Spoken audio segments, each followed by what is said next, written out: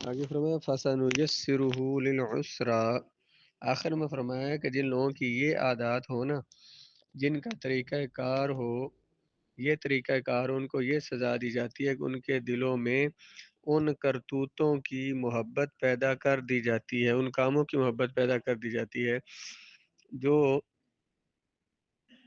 انہیں کشاں کشاں جہنم کی طرف لے جانے والے ہیں۔ انہیں نیکیوں سے نفرت ہو جاتی ہے، گندگی کے کیڑوں کی طرح فسق و فجور کی غلاظتوں میں، گندگیوں میں وہ بڑی خوشی محسوس کرتے ہیں۔ شراب نوشی اور بدکاری سے ان کا لگاؤ اتنا شدید ہو جاتا ہے کہ وہ اپنا مال اور اپنی جائیداد تک ان کی راہ میں ضائع کر دیتے ہیں، یعنی یہ اپنا سب کچھ ان برائیوں پہ ضائع کر دیتے ہیں، اپنی ذاتی عزت اور خاندانی وقار کو بھی خاک میں ملا دیتے ہیں۔ اپنی بیوی کے کانوں کی بالیاں اتار کر بھی وہ دخت زر سے اپنا شوق پورا کرتے ہیں، مطلب سونے اس میں جو ہے نا وہ جوا وغیرہ لگا کر تو اپنا شوق پورا کرتے ہیں۔ چوری کی ایسی لت اور عادت انہیں پڑتی ہے کہ کوئی سزا انہیں اس سے باز نہیں رکھ سکتی۔ ہر وہ بری چیز جو ان کی تباہی کا باعث ہے، وہ اس پر سو جان سے فریفتہ اور قربان ہوتے ہیں۔ جو چیزیں ان کے لیے بری ہیں ان پر قربان ہوتے ہیں، انہیں کوئی لاکھ سمجھائے وہ سمجھنے کے لیے تیار نہیں ہوتے۔ اسرا یہ صفت مؤنث ہے، اس کا موصوف معذوف ہے، وہ کیا ہے؟ اعمال اسرا، تنگ سخت اعمال، جسے پیچھے کہا تھا اخلاق یسرا، یہاں پہ اخلاق للاخلاق الیسرا للاعمال الیسرا، مطلب برے اعمال، یہاں یعنی اس کا جو موصوف ہے وہ معذوف ہے، الاعمال کہہ لیں یا الاخلاق کہہ لیں۔ جہنم سب اعمال سیئہ ہیں، بد اخلاقی مراد ہے اس سے، یعنی اس کا جو موصوف ہے یا جہنم ہے، سارے اس کے موصوف ہو سکتے ہیں۔ ان کو مشکل کرنے کی یہ بھی وجہ ہو سکتی ہے کہ جب انسان ان میں مبتلا ہوتا ہے تو اس کی تکلیفوں اور مصیبتوں کی انتہا ہو جاتی ہے، اس لیے انہیں عسرا کہا گیا۔ کس کو؟ برے اعمال کو، برے اخلاق کو، کہ ان کرتوتوں کے کرتے وقت اسے اپنی فطرت سے، اپنے مزاج سے جنگ لڑنا پڑتی ہے۔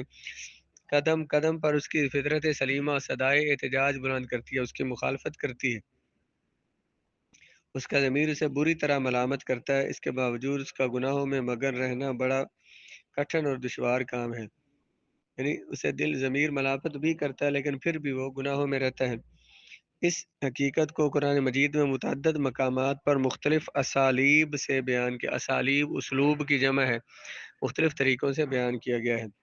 سورہ انعام کی ایک آیت ملاحظہ فرمائیے، فَمَن يُرِدِ اللَّهُ أَن يَهْدِيَهُ يَشْرَحْ صَدْرَهُ لِلْإِسْلَامِ، وہ بندہ کی ارادہ فرماتا ہے اللہ تعالیٰ اسے ہدایت دینے کا، کھول دیتا ہے اس کے سینے کو اسلام کے لیے۔ وَمَن يُرِدْ أَن يُضِلَّهُ، اور وہ بندہ کہ اللہ تعالیٰ چاہتا ہے جس کے لیے اللہ ارادہ فرماتا ہے کہ اسے گمراہ کر دے، تو یجعل صدرہ ضیقا، اللہ تعالیٰ کھول دیتا ہے اس کے سینے کو، سینے کی تنگی کو، حرجن،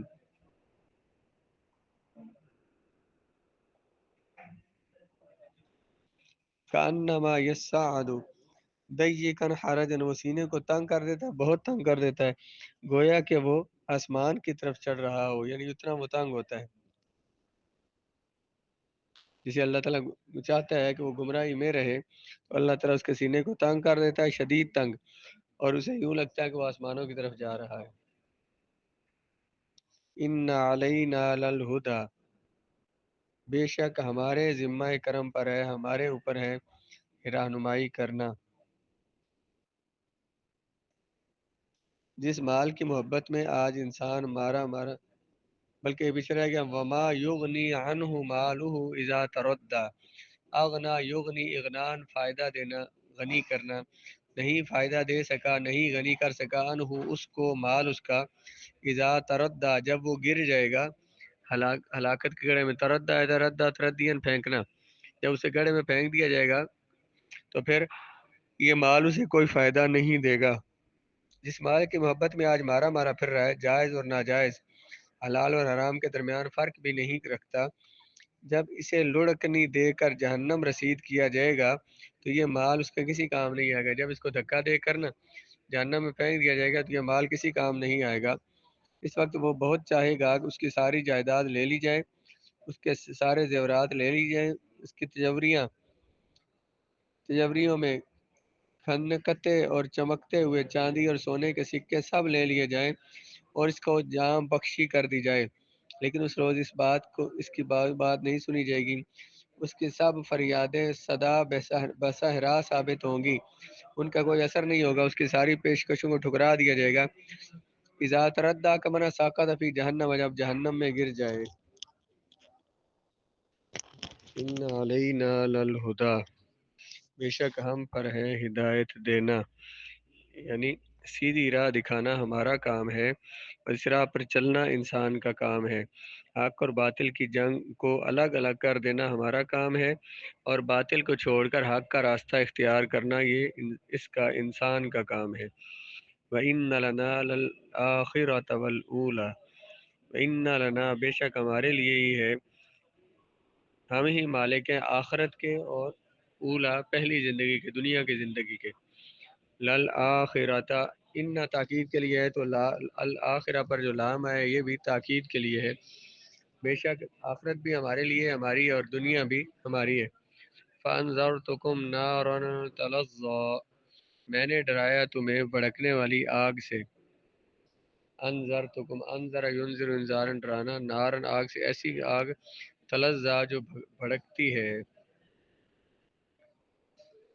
تلظا یا تلظا تلظین، لا یصلاها الا الاشقى، نہیں پہنچے گا اس آگ تک مگر سب سے بڑا بدبخت، اشقا اس میں تفضیل کا صیغہ ہے، الذی کذب وتولی، وہ سب سے بڑا بدبخت جس نے جھٹلایا آپ علیہ الصلوۃ والسلام کو، وتولی، اور جس نے پیٹ پھیری، یعنی وہ آگ ہے بھڑکنے والے، اس تک وہی پہنچے گا، سب سے بڑا بدبخت ہے۔ وہ بدبخت کون ہے؟ جس نے کذبا، جھٹایا اور پیٹ پھیری۔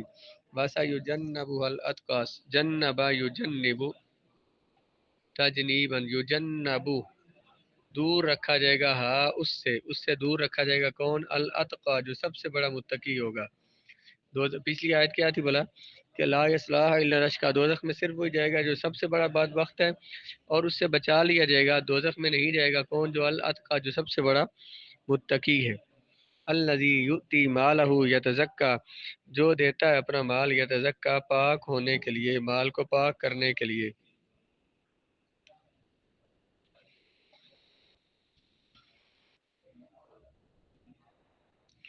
فرماتا ہے اس میں صرف بدبخت آدمی جائے گا جس نے جھٹلایا اور پیٹ پھیری۔ کہتے ہیں جب ہم نے بر وقت انہیں خبردار کر دیا ہے، اس کے باوجود جو راہ حق اختیار نہیں کرتا اور غلط راستے پر چل کر سیدھا جہنم میں جا گرتا ہے، تو اس سے زیادہ بدبخت اور شقی کون ہو سکتا ہے؟ شقی کا معنی بدبخت ہے۔ یہاں اشقا سے مراد امیہ بن خلف ہے، یا اس کے زمرے کے، اس کی جماعت کے وہ تمام رؤسائے مکہ، مکہ کے سردار ہیں جنہوں نے دانستہ جان بوجھ کر دعوت حق کو جھٹلایا اور محض اناد اور تعصب کی بنا پر باطل پر اڑے رہے، جو کہ حق کو دیکھ رہے تھے لیکن تعصب دشمنی کی وجہ سے باطل پر اڑے رہے۔ تو وَسَيُجَنَّبُهَا، دور رکھا جائے گا اس سے، دوزخ سے، کون؟ اس بھڑکتی آگ سے، الاتقا، جو سب سے بڑا متقی ہے۔ الذی یؤتی مالہ یتزکا، جو دیتا ہے اپنا مال کس لیے؟ پاک ہونے کے لیے یا پاک کرنے کے لیے، پاک کرنے کے لیے۔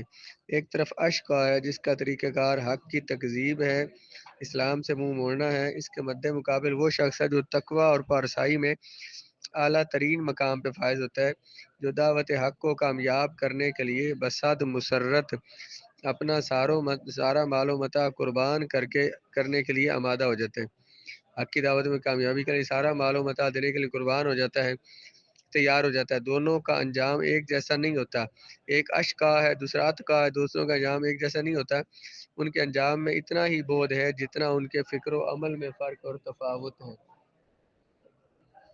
سیجنبها وسیجنبها، سیجنبو بر وزن سیفعل، سی آواز میں کر غائب فعل مضارع مجہول قریب ہے، ان قریب بچے گا اس سے جو سب سے بڑا متقی ہے۔ الذی یؤتی مالہ یتزکا، جو دیتا ہے اپنا مال اس حال میں کہ وہ یتزکا، وہ پاک ہونا چاہتا ہے، پاک ہونے کے لیے تزکا یتزکا، تو یتزکا اصل میں یتزکا یو بار وزن یتفعل، اسی کے بعد میں کر غائب فعل مضارع معروف، یہاں متحرک ما کو مفتوح الف سے بدل دیا، تزکا ہو گیا۔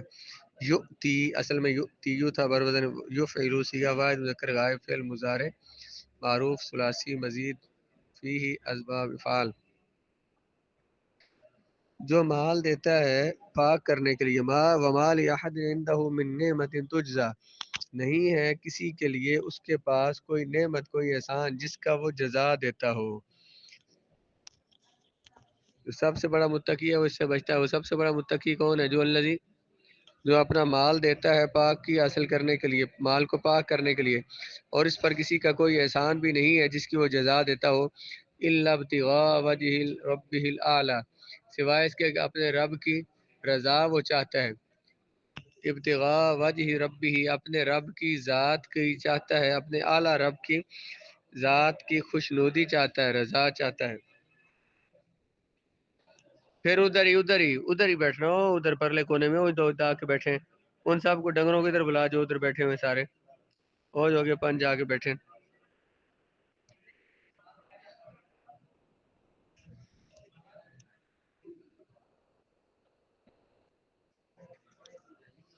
تو کدھر تھا جواب؟ لیٹ کیوں آئے؟ لیٹ کیوں آئے ہو؟ کتنا ٹائم گزر گیا؟ آدھا گھنٹہ ہو رہا ہے، کتنی دیر ہو گئی تھی وہاں؟ اس پر کسی کا احسان نہیں ہے، ومال یحد عنده من نعمت، اس پر نہیں ہے کسی ایک کا عنده اس کے پاس کوئی نعمت کوئی احسان تجزا جس کی وہ جزا دیتا ہو، الا ابتغاء وجہ رب الاعلی، سوائے اس کے کہ وہ اپنے رب کی ذات کی رضا چاہتا ہے، ابتغاء وہ چاہتا ہے وجہ ربہ اپنے رب کی وجہ، اپنے رب کی خوشنودی، الاعلی ایسا رب جو کہ اعلی ہے۔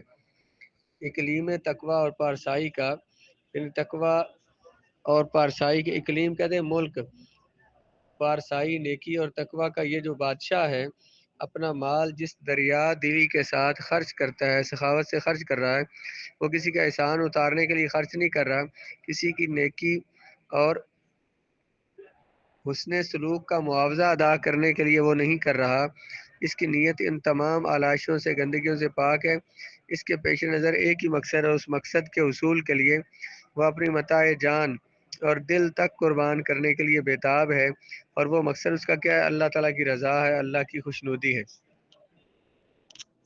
یہ ہستی کون ہے جس کا یہ ذکر ہو رہا ہے؟ آگے بیان کرتا ہوں۔ حضور سرور عالم علیہ السلام کے حلقہ عقیدت میں داخل ہونے والے سب انہی صفات سے متصف تھے، اور ان کی اعلیٰ ترین مثال تو ابوبکر صدیق کے عمل میں ملتی ہے۔ ہجرت سے پہلے وہ اپنی دولت نئے مسلمان ہونے والے غلاموں اور کنیزوں کو ان کے کافر آقاؤں سے آزاد کروا کر ان کے کافر آقاؤں سے خرید کر آزاد کرنے میں صرف کرتے تھے۔ جب سفر ہجرت میں سید عالم صلی اللہ علیہ وسلم کی ہم رکابی ساتھ سفر کرنے کا شرف حاصل ہوا تو گھر میں جتنا روپیہ تھا ساتھ لے لیا۔ ہجرت کے بعد جہاد کے لیے جب بھی سرمایہ کی ضرورت پڑی تو اس میں سب سے بڑھ کر حصہ لیا۔ غزوہ تبوک کے موقع پر اپنے گھر کا سارا سامان حضرت محبوب خدا کی بارگاہ میں حاضر کر دیا۔ جب حضور نے دریافت کیا کہ ابوبکر اپنے گھر میں کیا چھوڑ کر آئے ہو، فرمایا ان کے لیے اللہ کا، آپ کا اور آپ کے پروردگار کا نام چھوڑ کے آئے ہوں۔ ان آیات کے شان نزول کے بارے میں ابن عباس رضی اللہ عنہ سے مروی ہے کہ جب حضرت بلال نے اسلام قبول کیا تو ان کے مالک امیہ بن خلف نے ان کو طرح طرح سے ستانا شروع کر دیا۔ ایک روز وہ آپ کو اذیت دے رہا تھا، آپ پر غشی کی تاری تھی، اس وقت بھی آپ کی زبان پر احد احد جاری تھا۔ اسی اثناء میں رحمت عالم صلی اللہ علیہ وسلم کا گزر ہوا، فرمایا کہ حد ینجی کا، احد ینجی کا، جس عہد کا نام تم لے رہے ہو، جس عہد کا نام تم احد ینجی کا، جس واحد رب کا نام تم لے رہے ہو نا، وہی تمہیں اس ظلم سے نجات دے گا۔ حضور نے صدیق اکبر سے بلال کی کیفیت بیان کی۔ راز دان نبوت، رسول اللہ کے راز رکھنے والے، حضور کے مدعا کو مقصد کو فوراً سمجھ گئے، اسی وقت گھر گئے، نصف سیر سونا لے کر، آدھا کلو سونا لے کر، کرامیہ کر امیہ بن خلف کے پاس پہنچے اور کہا تو بلال کو بیچنا چاہتا ہے؟ اس نے ہاں میں جواب دیا، تو آپ نے منہ مانگی قیمت ادا کر کے انہیں خرید کر اور آزاد کر دیا۔ اس وقت یہ آیت نازل ہوئی۔ اچھا، آپ کے والد ابو قحافہ کو جب علم ہوا کہ ان کا بیٹا ابوبکر کمزور اور نحیف غلاموں اور باندیوں کو خرید کر آزاد کر دیتا ہے، انہوں نے کہا میرے بیٹے تم ضعیف اور کمزور غلاموں کو آزاد کرتے ہو، اگر تم کسی طاقتور بہادر غلاموں کو آزاد کرتے وہ کسی مشکل کے وقت تمہارے کام آ جاتے۔ آپ نے فرمایا اذا ابت انما اريد ما عند اللہ،